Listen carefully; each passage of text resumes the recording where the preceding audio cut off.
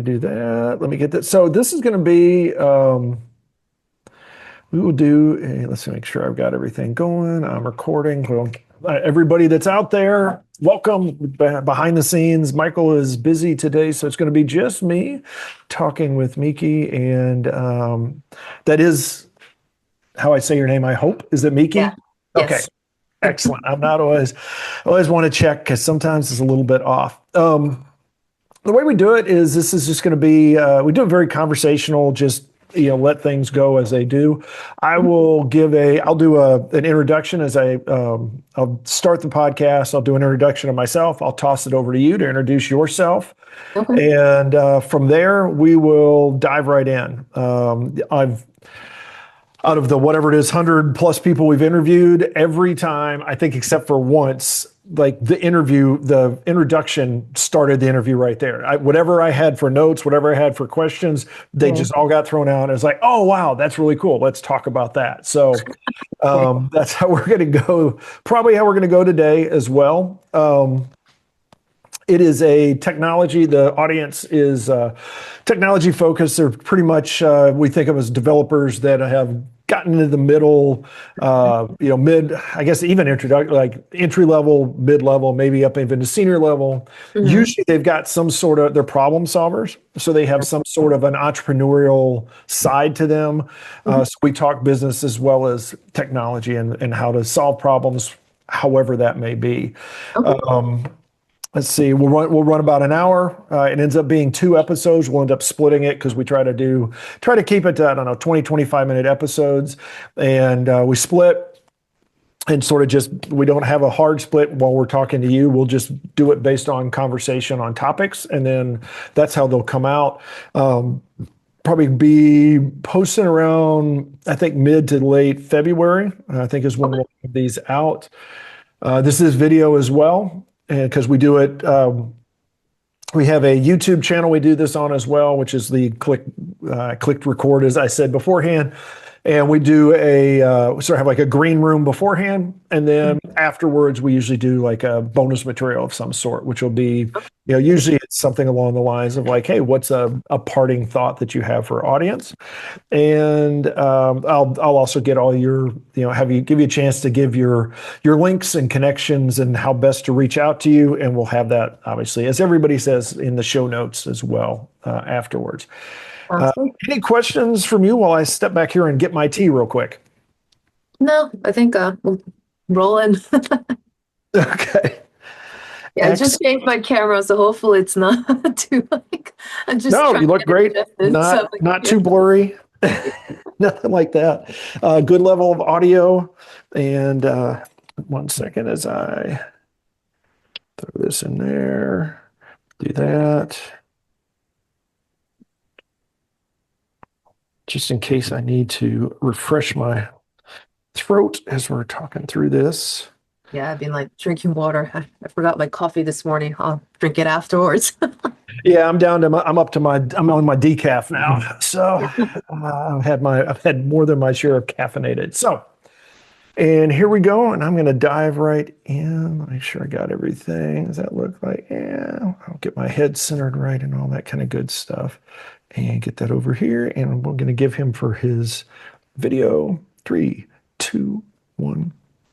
Hello and welcome back. We are continuing our season of focusing on getting unstuck, moving forward, momentum. We are the Developreneur Podcast, Building Better Developers, and I am Rob Broadhead, one of the founders of Developreneur, Building Better Developers, also the founder of RB Consulting, where we help you leverage technology, assess where you are, and make your business a little bit better, give you a roadmap for success. Good things, bad things I'm going to share recently. Bad thing is it is raining again. I'm in an area where it is just raining and it's a little bit annoying, but it's not that bad. It's the drizzle kind of thing. The good thing is I am not where I normally am, where Nashville is like, you get 18 seasons in a day, it feels like, where it goes back and forth between hot and cold and rain and dry and all that good stuff. I'm actually sitting in Portugal where it is pretty darn consistent right now. And so it's not bad weather. It's like the high and the low are like really, really close to each other. And especially if you do it in centigrade, it's like plus or minus 2 or something like that. So not a bad place to be. More importantly, I have a guest today. Yes, Michael is away for today. It's going to be just me. Apologies for those of you that like his dulcet tones better than mine. But to offset that, we have Meeky here today, and we're going to talk with her right after she gives us an introduction. So please introduce yourself to our vast and broad crowd out there. Hi, thanks for having me, Rob. I'm Meeky Hwang. I'm a CEO and co-founder of Ndevr. Ndevr is a development agency, so obviously I have a development background and become an entrepreneur pretty much. Well, business owner. I don't know if I still hesitant to call myself an entrepreneur. But anyway, so we've been around a little bit over 10 years, but I've been doing this similar work, same industry for a while before we even started.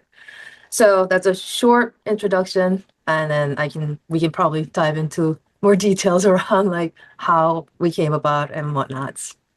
Well, I think that's exactly where I want to start is. So you've got give us a little more of your background. Let's dig a little more into that. You said you have a development background, and now you're a CEO. So let's talk a little bit about that. Is like what brought you to the CEO role essentially is what have you always, I guess we'll start with have you always wanted to have your own business and be CEO and the developer was just a stepping stone into it? Or were you a developer and you realized you wanted to, we'll say grow into a CEO?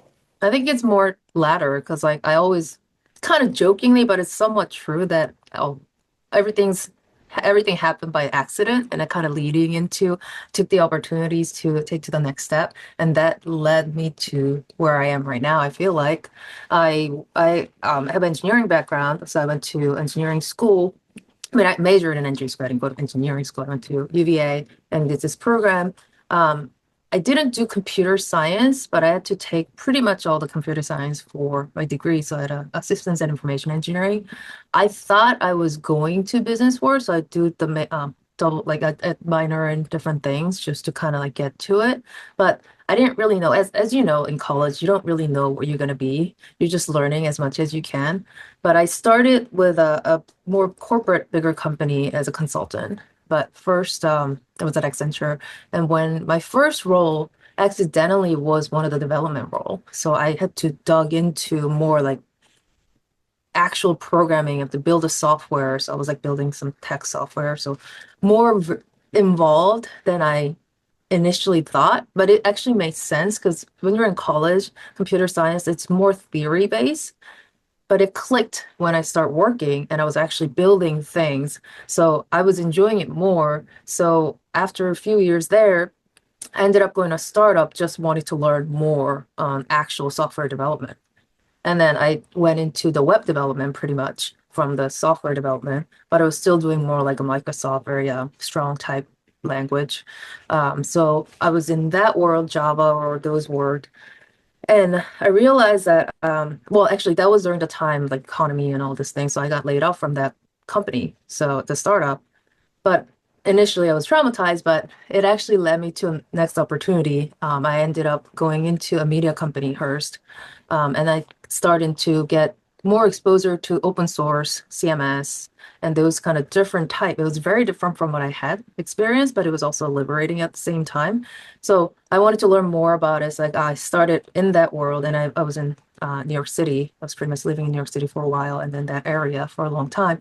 And I went into media industry, and after that, after being in the actual media industry, I also wanted to go back to consulting and agency.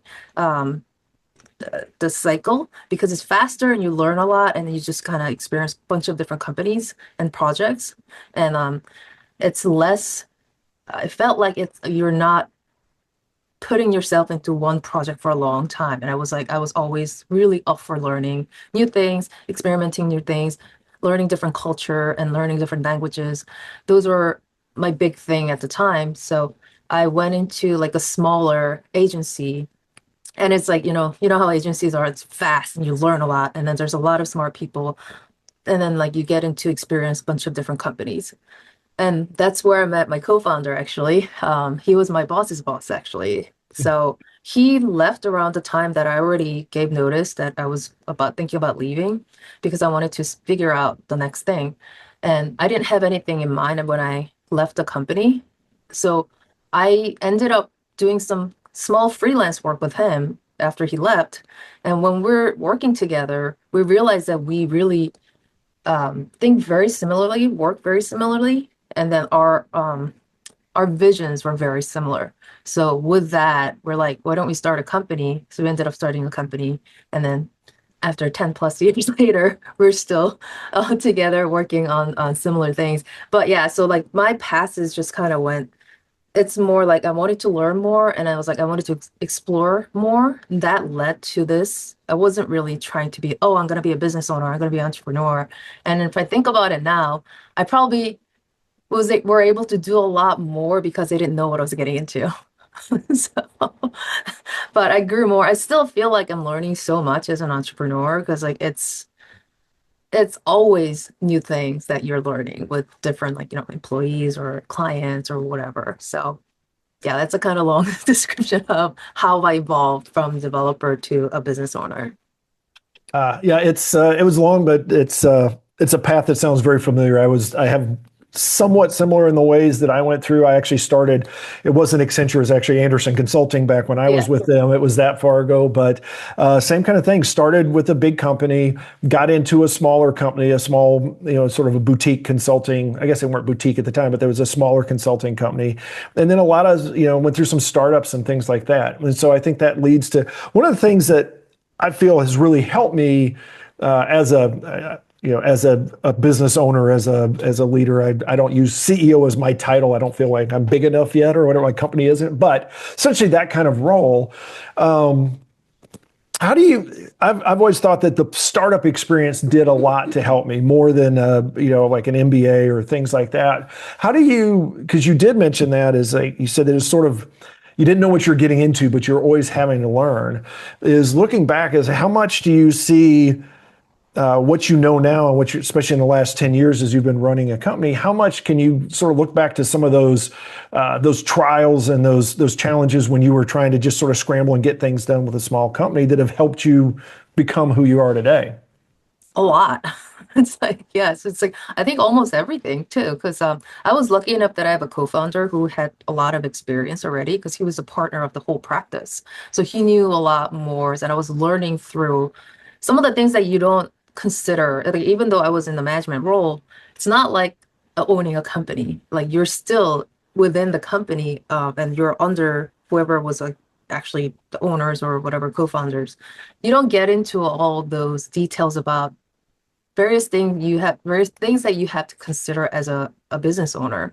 So those I was lucky enough to have someone who was kind of managing a bigger practice to kind of lean on. And also we were lucky enough that when we just started, we went to one of those like a owner camp, like a mastermind, it's like invitation only, but he has some connections too. So we were invited to that. So we were learning with the people who have been already had business for like, 5 to 10 years. So we're learning from some of the things that we need to be on the lookout for, something to consider. It's if I think about it now, like it was so early that I didn't understand a lot of it, but like as I grew into or as we were maturing as a company, a lot of things that we learned or heard from that specific boot camp or like the mastermind group thing made sense as we go. So that was a great background that we had, and I was so fortunate to have that experience. And we also try to join more of like a owner camp or owner like a masterminds and group so that we can learn from other people's experience. So yeah, and then even though there's a lot of trial and error, but like we're also trying to learn from other people's experience, which was very important, and I think it helped us a lot.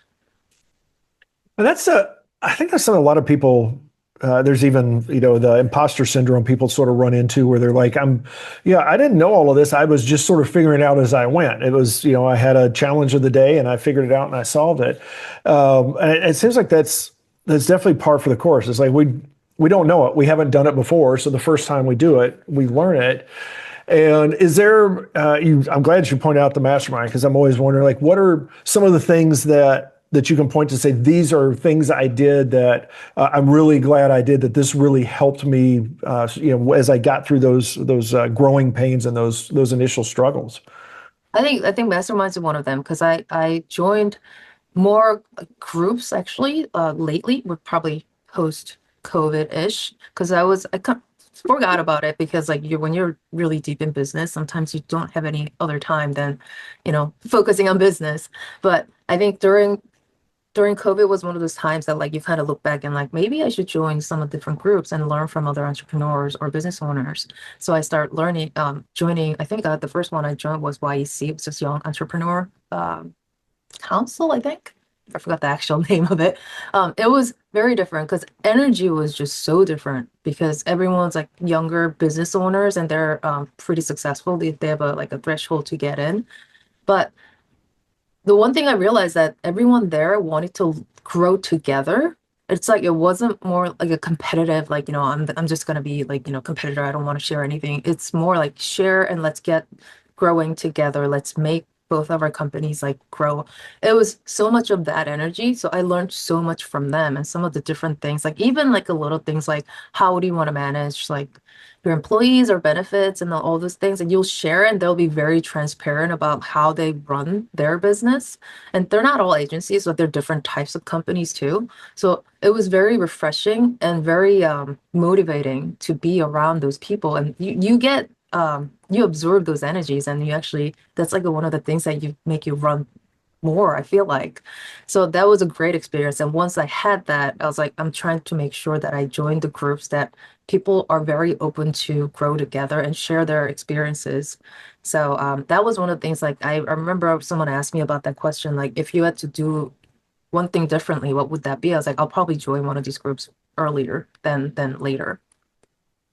Yeah, I think that there's a level of accountability with that as well. That's like it's a positive accountability because you're growing and you want to be able to come to the group. It's just, I guess masterminds have that too, where you want to be able to show that you don't want to be the one that's like, I haven't done anything, I haven't progressed since our last meeting. You want to be like, yeah, I implemented these 3 ideas, or I tried these things, and now I have new things to ask about, or I have new progress, and you feel like everybody's sort of like they're like clapping and cheering you on, so you don't want to let them down. So Right. I love the idea of that. And you mentioned how did that change? Because you mentioned being a little different as a founder, as a CEO. How did you find that changed as well when you got into owning a company versus being an employee, as far as I guess as we'll talk about like the social aspect of it, or being able to relate to coworkers and those that were that you're sitting next to every day, maybe. Um, I don't know if it changed that much, but for myself, I actually feel like there's more responsibility that you always think of. Like, so like, I feel like I feel more responsible for the things that I do. I don't know if it makes sense, but like that grew, I felt like. And I was always a very shy-ish person, so I don't tend to talk a lot, and I'll be just kind of reserved in the background type of person. But I had to break out of it because Mhm. like, if you're a business owner, you have to be. So those kind of things, like a little things change, like how I behave and how I act around other people changed a little bit. Um, but yeah, I think other than that, I don't know if there's too much changes there. But then I'm sure that if other people look at me, they might think that there are a bunch of other things changed too.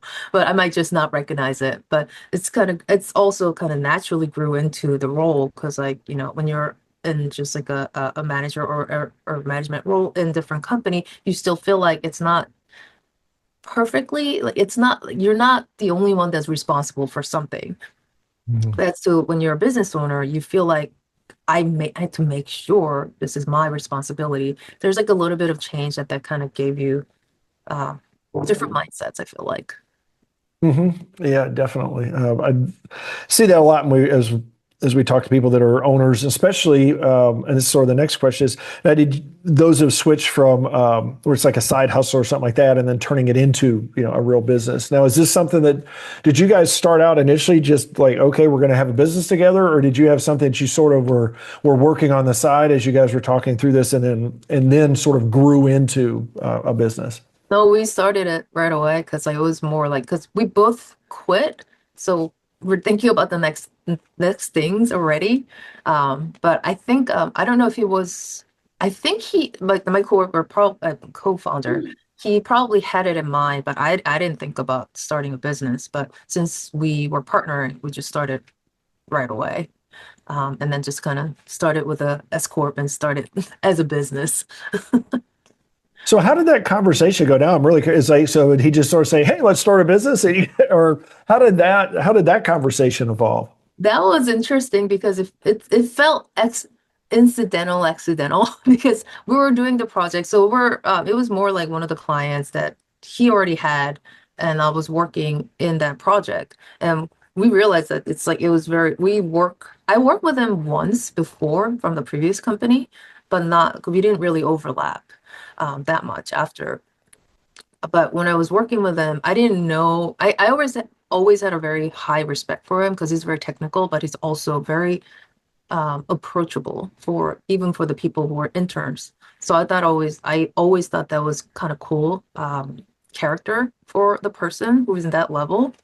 And I didn't know too much of his technical skill because he was always doing other things. But when I was working on the project, he was very technical. He understands a lot of things, and then my respect for him grew. And the way we think and then like through kind of more like a reaction to certain things like if when things happen and how we want to approach our client the way we want to do it was very similar so that kind of made it felt like it's probably going to be very easy to work with him. So I was thinking that too, and he's like we were and I remember the coffee shop. It's like he was kind of jokingly saying like, "Why don't we just start a company together?" And I was like, "Yeah." And I was like, "No, I'm serious." So I was like, "Oh, okay." So, yeah. So that's why I felt like it was kind of like accidental-ish, because like I thought he was joking initially, but he was like, "No, like all joking aside, I'm serious. I think we'll fit well." So I think that's how we started. Oh, that's awesome. That's a good little story. Now, and this sort of goes into it. So now you guys have been around together, had this thing for 10 years. How has the progression of your company, if you look back, like where when he said, "Hey, let's start a company," the vision you had, or and especially in those early conversations of what it would be and what it would become, how is that where you are, or are you in a completely different place and situation than you thought you would have been? I don't know if it's completely different, but it's slightly different every time we change, like we do something. There are decisions that we had, there are directions we took was evolving a little bit depending on um, how the year went and how like the client perceived us and what type of client we want. So it evolved a little bit. So we always do like annual meetings and quarterly meetings to evaluate it. So it evolved a little bit to where we are, but I don't think we did any dramatic changes at any point of it. It was like naturally happening with even with the industry, how the industry was going, and also with like how the world was going, like during COVID and all this thing. There are a little Mhm. bit of shifts here and there to get adjusted to it, but I don't think we made it huge different directions. Uh, that much, but it was like a little bit of decisions changes or direction changes along the way for the past 10 years. I guess we'll back up a little bit too on the background of it. So, what does your company do? What is maybe your niche or your ideal client? So we actually the direction changed. It kind of comes a couple of years ago, actually 2 years ago, last year mostly, beginning of last year. We're predominantly in digital media space. We're always like our clients base are enterprise level digital media, so like over 10,000 million view per month, because it's and then pretty much enterprise companies for our main clients, and we do open source a lot more with CMS. We used to do so there was a direction changes too. So we used to do a lot more CMS, not just open source, but we niched down to open source CMS. So mostly on Drupal, PHP based, or React, WordPress, or Laravel, or those kind of CMSs. And then there's period of time that we only focused on WordPress. because WordPress is like 43% of the web. So like we just wanted to kind of, and then a lot of digital media publishing companies preferred WordPress for their CMS. So we stayed on that for a while, and then recently we wanted to just open up to like, hey, why would we kind of lock down on one technology only? So we wanted to open up a little bit.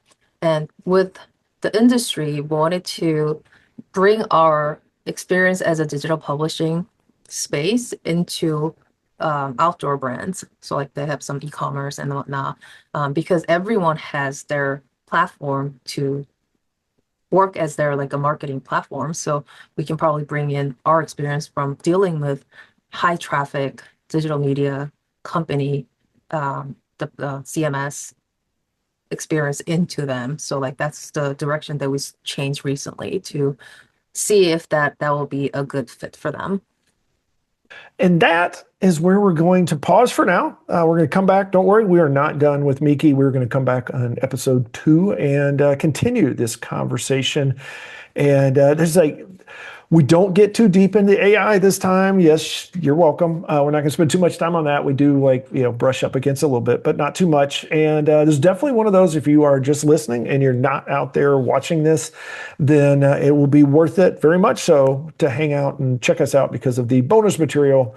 She drops a couple really interesting pieces of information and doubles down on her primary piece of wisdom that she would give to anybody. So I want to thank her so much for hanging out. I want to thank Mike, for not making a single mistake like I just did as I was speaking during this episode. But he is still working behind the scenes, so you guys can give him an applause as he's editing all this and making it prettier than it needs to be. That being said, go out there and have yourself a great day, a great week, and we will talk to you next time.